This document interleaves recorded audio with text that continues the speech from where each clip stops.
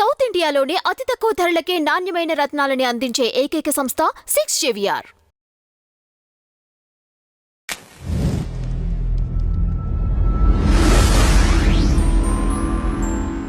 నమస్కారం నాగార్జున గారు. నమస్తే అండి గారు. తిరుమల తిరుపతి దేవస్థానంలో మీరు అది గమనించినట్టయితే పవన్ కళ్యాణ్ గారి కుమార్తెకి సంబంధించిన డెక్లరేషన్ చూడండి ఎంత చక్కగా అనిపించింది. మరి ఇంత రాద్ధాంతం ఎందుకు చేశారనేది కొంతమంది అభిప్రాయం అండి. హిందువులు జగన్మోహన్ రెడ్డి గారు సంతకం పెట్టినట్టయితే హిందువుల మనోభావాలను కూడా గౌరవించినట్లు వాళ్ళు అయ్యే ఉండేవాళ్ళు.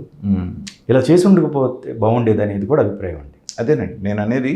అల్టిమేట్గా రాజకీయ నాయకుల తలరాత రాసేటువంటి వాళ్ళు ఎవరు అంటే ఓటర్లు, ప్రజలు ప్రతిదీ గమనిస్తుంటారు. ఇదే జగన్మోహన్ రెడ్డి గారు తిరుమల డిక్లరేషన్ గురించి ఏమన్నారు?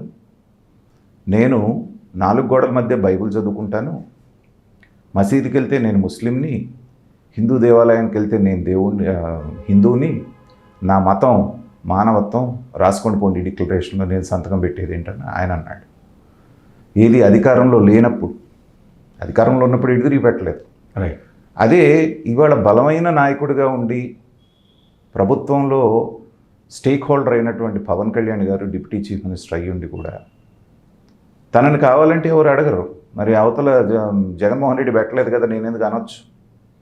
కానీ తను హిందూ అయినప్పటికీ కూడా తన భార్య మూలాలు అనేటువంటి క్రిస్టియానిటీలు ఉన్నాయి కాబట్టి, తన బిడ్డలుగా వాళ్ళు ఉన్నారు కాబట్టి చక్కగా డిక్లరేషన్ సంతకం చేశారు. సాంప్రదాయ వస్త్రాల్లో ఆ పిల్లలు కూడా ఎంత ముచ్చటగా బొట్టు పెట్టుకొని సాంప్రదాయంగా అక్కడ వెళ్ళినప్పుడు ఏంటంటే ఆ తేడా అనేటువంటిది ప్రజలకు క్లియర్గా వెళ్ళిపోతుంది. నువ్వు ఒక సంతకం పెడితే నీకు వచ్చిన నష్టం ఏంటి? ప్రతివాడు ఇవాళ ఆంధ్రదేశంలో అడుగుతున్నటువంటి ప్రశ్న అదే కదా.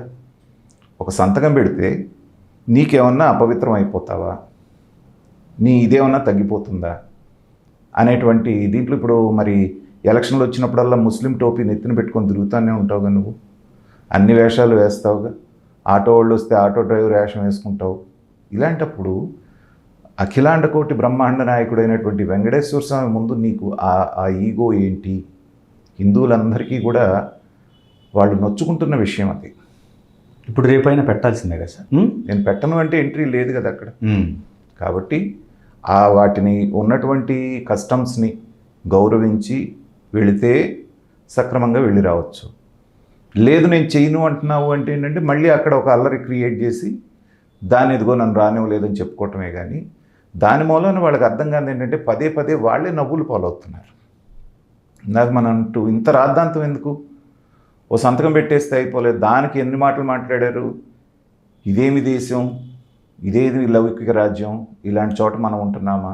అసలు మాట్లాడేటప్పుడు ఏం మాట్లాడుతున్నాము, దేంతో పోలుస్తున్నాము అనేటువంటి ఇది కూడా వాళ్ళకి స్పృహ ఉండట్లేదు.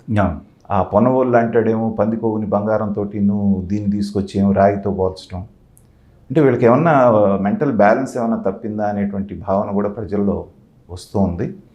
కాబట్టి చాలా విషయాల్లో పవన్ కళ్యాణ్ గారు ఆదర్శంగా నిలుస్తున్నారు.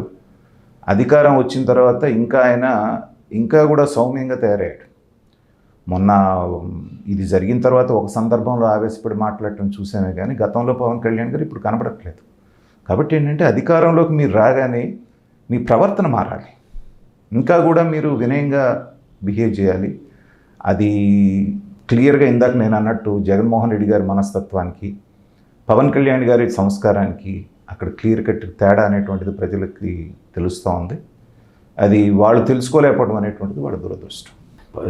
అక్కడ వాళ్ళు చాలా చక్కగా కనిపించారు పవన్ కళ్యాణ్ గారు. చాలా అమ్మాయి మైనర్ అయినప్పుడు కూడా తండ్రి స్థానంలో సంతకం పెట్టడం అనేటువంటిది అదొక సత్సాంప్రదాయం. మనం ఏ ప్రదేశానికి వెళ్తే ఆ యొక్క రూల్స్ అండ్ రెగ్యులేషన్స్ ఏ ఉన్నాయో వాళ్ళ కస్టమ్స్ వాళ్ళ సాంప్రదాయాలు పాటించడం అనేటువంటిది దాన్నే లౌకికవాదం అంటారు. ఇప్పుడు లౌకికవాదం అంటే దానికి అర్థం తెలియదు జగన్మోహన్ రెడ్డి గారికి.